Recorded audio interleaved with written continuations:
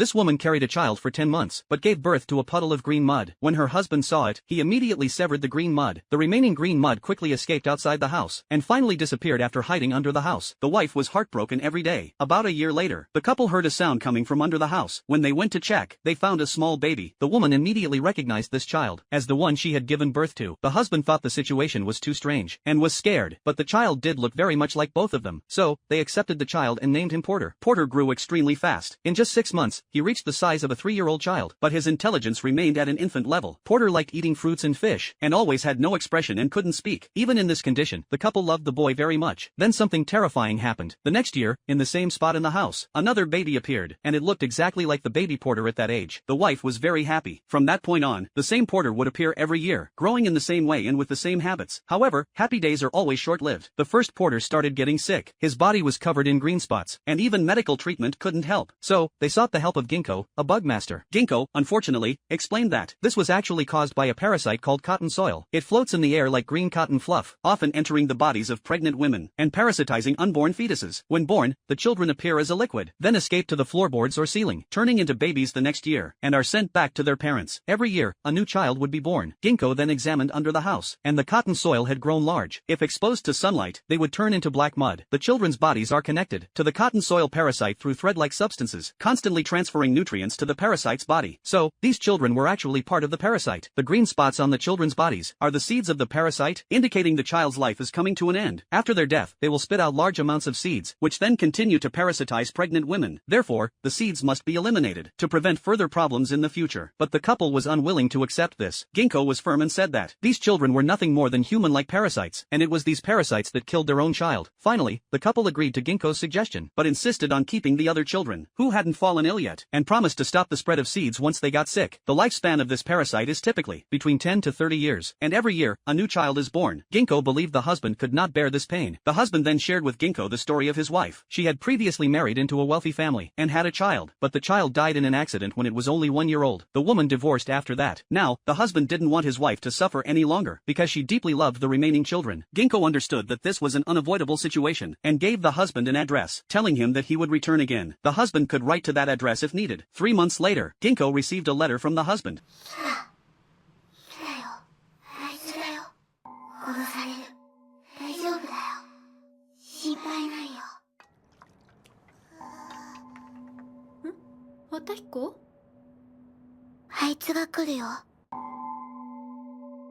He said that his wife had come to terms with everything, and was very grateful for Ginkgo's help. However, when Ginkgo prepared to visit them, the wife pulled out a knife and stabbed Ginkgo. Luckily, the husband saved Ginkgo.